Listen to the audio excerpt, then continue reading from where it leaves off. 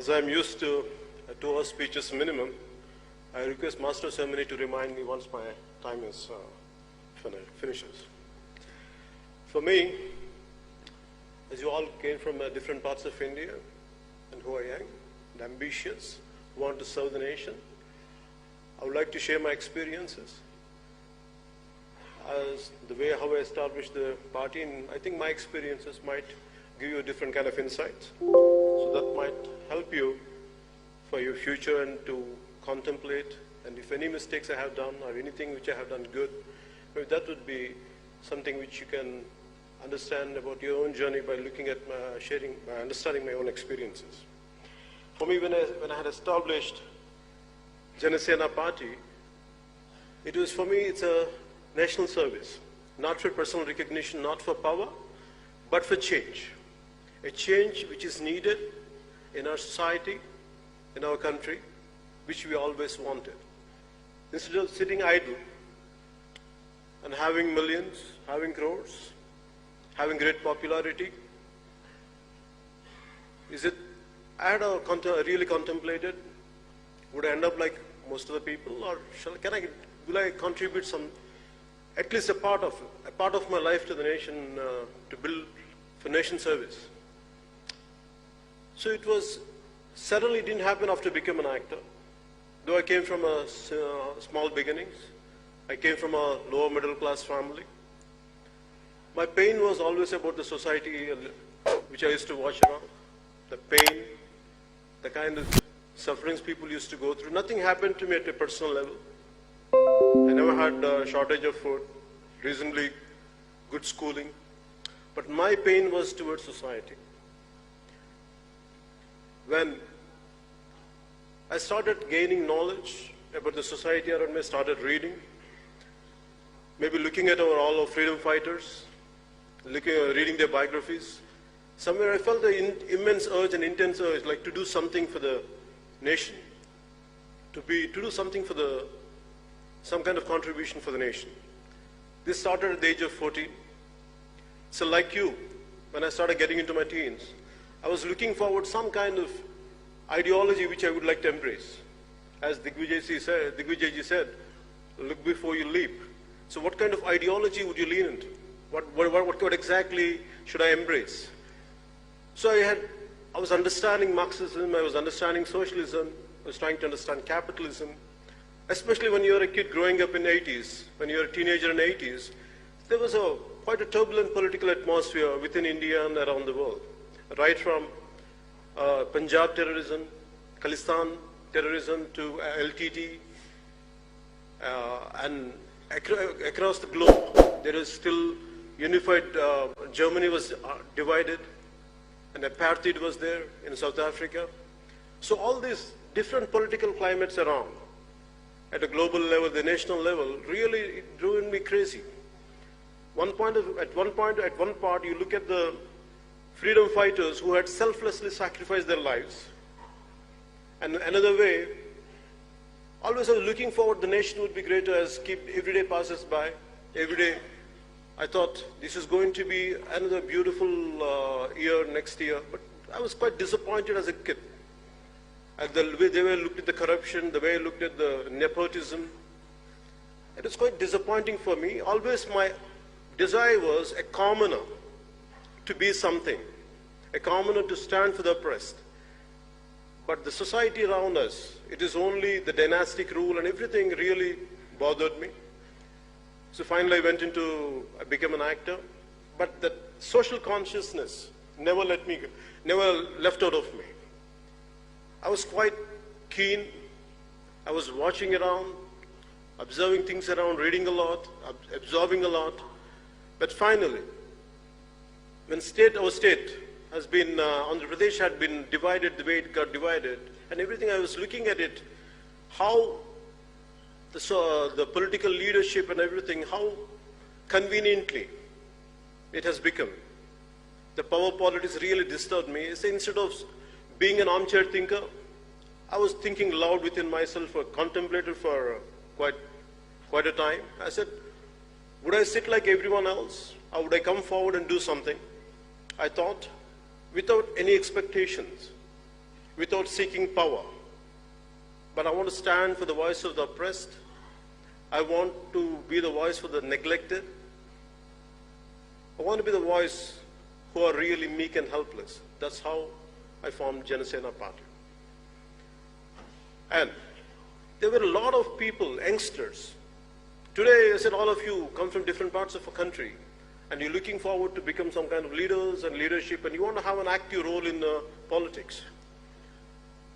In 2007, when I had started Common Man Protection Force, which is supposed to stand for the oppressed and meek and helpless, I had met a lot of young people, both boys and girls. But what I had noticed in them was, at least most of them, they need change within shortest time possible, like like an instant noodle.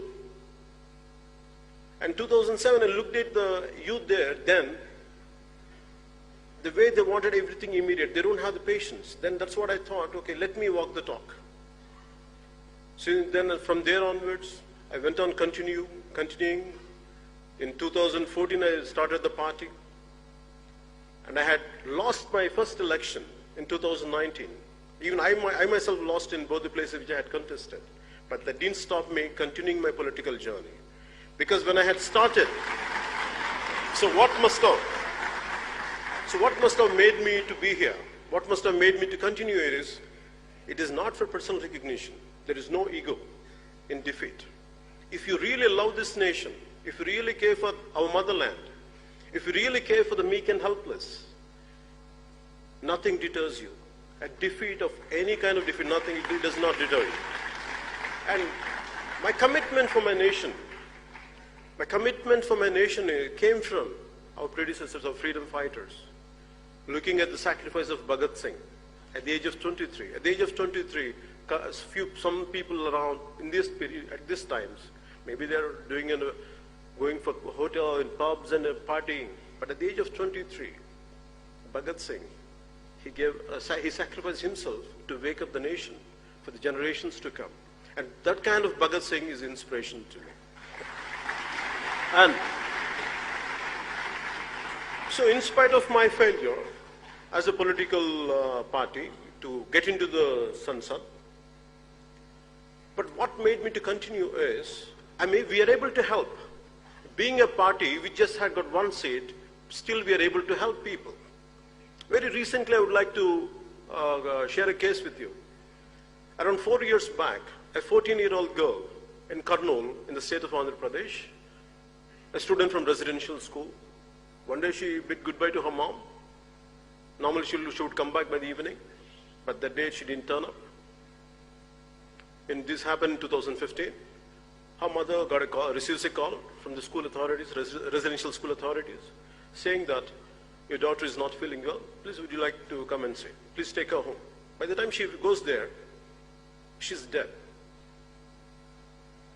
And it was like as if she hung herself. That's what the school authorities says. And later they realized she was raped and she was killed. And justice was not done. And that mother, after I had such a colossal defeat in 2019, these elections, I was sitting in my office, I was handling my own failure, and this mother of that kid, that girl, with her husband, and one of my youngest daughter, she comes and meets me. She shares her experience. It's like, Anna, this is what happened to my daughter. And everything is there, right from the certificates of she has been raped and everything, whatever has to be, the perpetrators has to be punished, but nothing had been done. And because they're powerful, the case is not moving forward. If it is in cinema, it is like, it's quite a dramatic scene. You go, do justice in 2-3 minutes and come out, and you get money for that. But in real life, I felt so helpless, so painful to look at a wailing mother who lost her daughter. It was churning for me, like, my stomach was churning, looking at her pain and agony. And I said, and people whom we have to fight against, they're very powerful people, who has a lot of muscle, who has tons of money. Even for me, to fight against them was not an easy task. I told her, okay, I'll look into it. I don't know how to take it forward. Then I went ahead, slowly in 2-3 months, we gathered we gained some strength, we started addressing, and now finally a week back, we did a huge protest rally in our hometown called Kurnool, and we got the state government to make sure the case will be taken by CBI, and where the state government, for all these years, they had the previous regime neglected and the current regime neglected for a while. Now it cannot be. They could not do it anymore. You know why? It's because if we are committed, if I would have needed a seat, if I would have wanted to be a Rajya Sabha member, if I wanted to be a parliamentarian, if I wanted to be an assembly, things would have been different. But my purpose here is to stand for the people who are oppressed and helpless. And as long as I'm committed to it, I'm fine even if I lose multiple times. But I will stand for this nation, I'll stand for the weak and weak. So, as you all are, maybe looking forward to gain something, paying 1,000 rupees to be here in this kind of seminar for 4 days, truly I have to appreciate you and truly applaud you for your commitment and for coming all the way from different parts of India. And I appreciate Rahulji to initiate all this in School of MIT of especially for such an eminent institution to take forward this kind of seminars, which would really help people. It's not just people who are within this auditorium, pan-India, who are looking at this seminar. They really get inspired and influenced, and I truly appreciate you for your patience. And I only think I would like to share with only just few more things. I want you to understand, no matter what, don't come with a short-term plan. If you really want to be the change agents in politics, at least try to give at least a decade to 2 decades. I have committed myself at least 2.5 decades in 2014 that I would commit for my nation, I would commit for my motherland, that I will, whatever I'm capable of doing, I'll do it, irrespective of whatever that I'll gain or lose. I'm going to give 25 years of my life for the nation which gave me birth. So don't expect immediate changes. Don't expect immediate transformation will happen, because your time is very valuable. So I want you to be practical. I want you to be really pragmatic. So I want you to have loads of time, loads of patience. Don't try to be mere armchair thinking.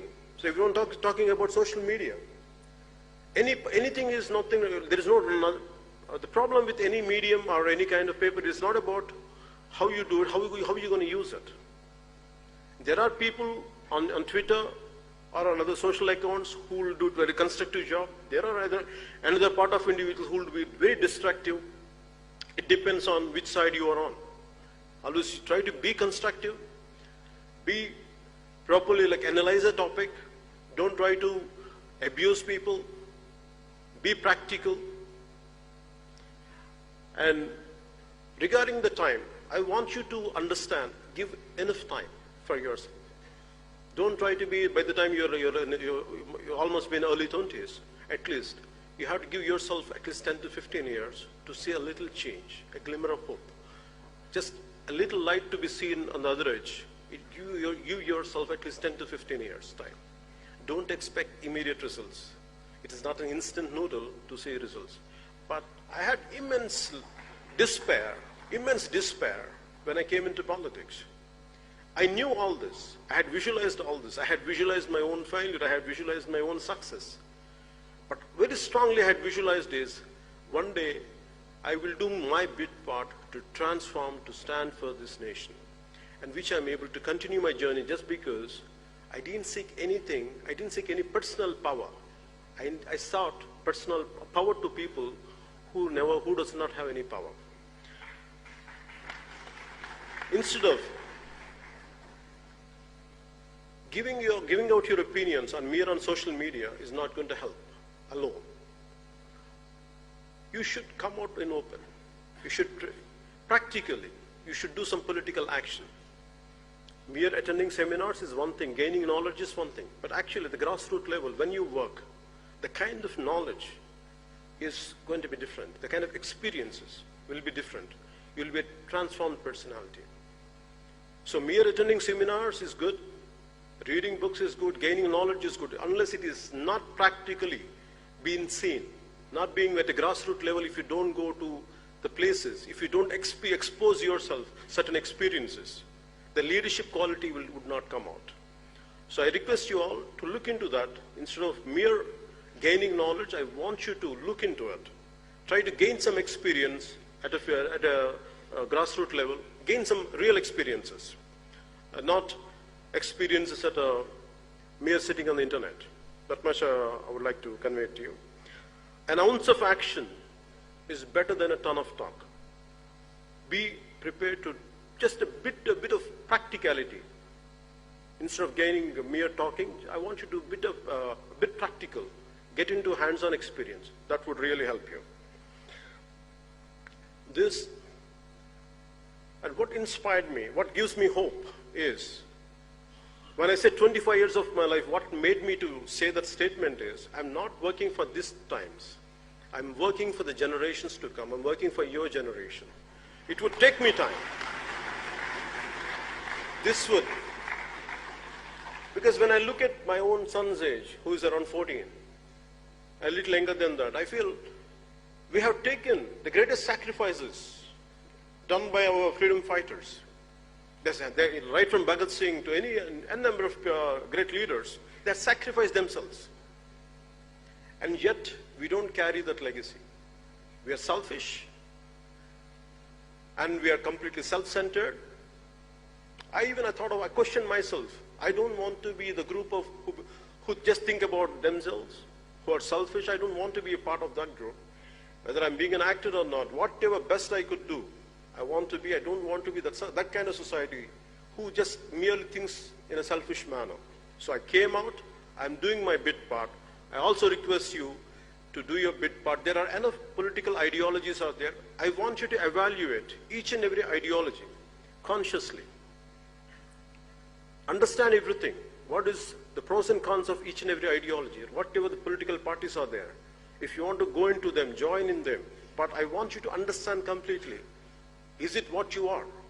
Then please completely embrace it. Stick to it and fight for it.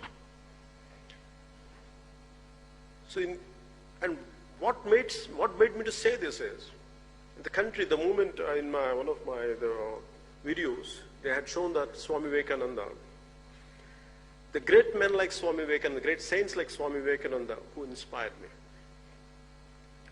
And Martin Luther King Jr., who came to India, when he came to India, when he was in Bombay, when he looked at the riches of Bombay and the extreme poverty of Bombay side by side.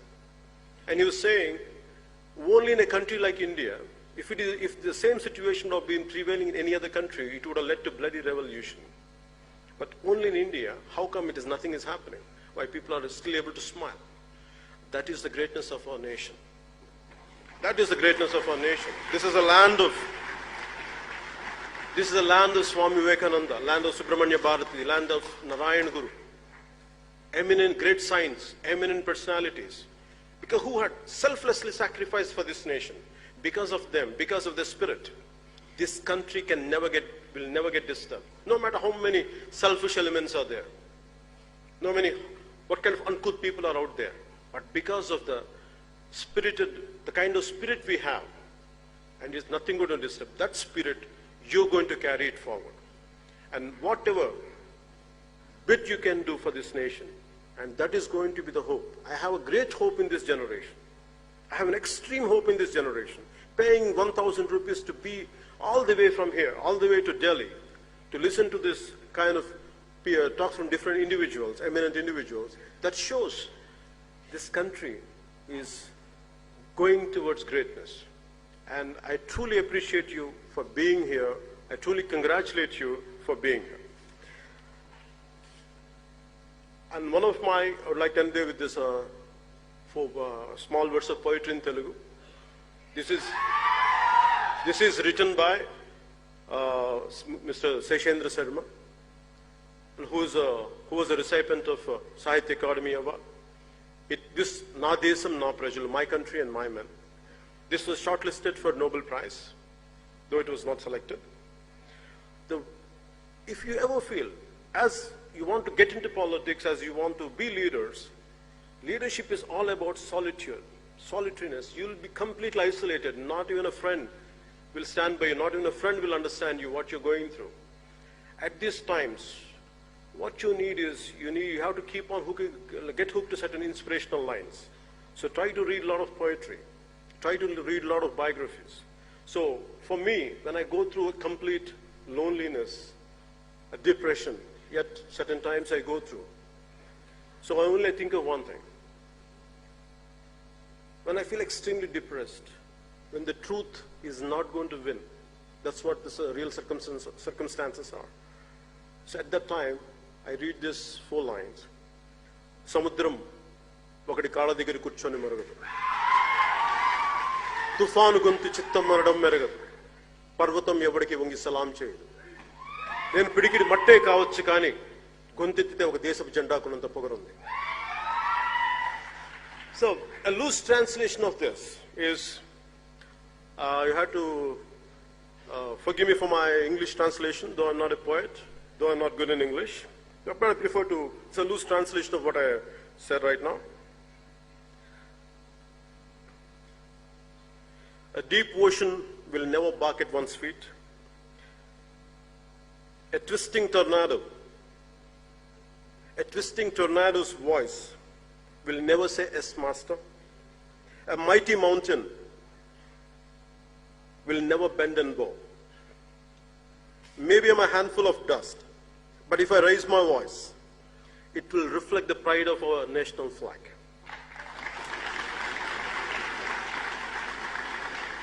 We should be grateful for the nation we are born in. And how be patriotic, be accountable, be responsible for your actions.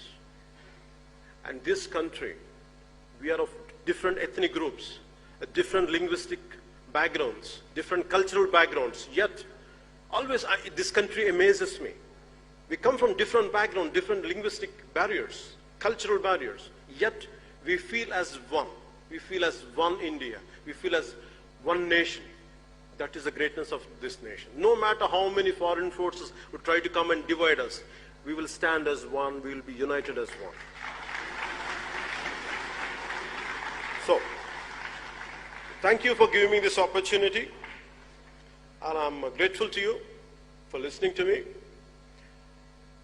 And normally I end up my speeches with Bharat Mata Ki Jai. I would be grateful if you say Bharat Mata Ki Jai. I thank you. And Jai Hind and Bharat Mata Ki Jai. Jai Hind.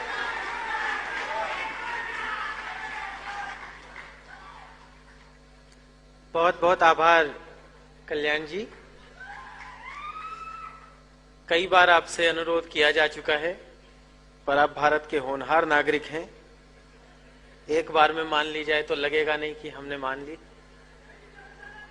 कोई बात नहीं, महसूस होता है, अपनी भाषा सुनकर कुछ अलग महसूस होता है, वो हुआ आपको, आपने उसे अभिव्यक्त किया। साथ चलने का इरादा जब जवां हो जाएगा, आदमी मिल आदमी से कारवां हो जाएगा।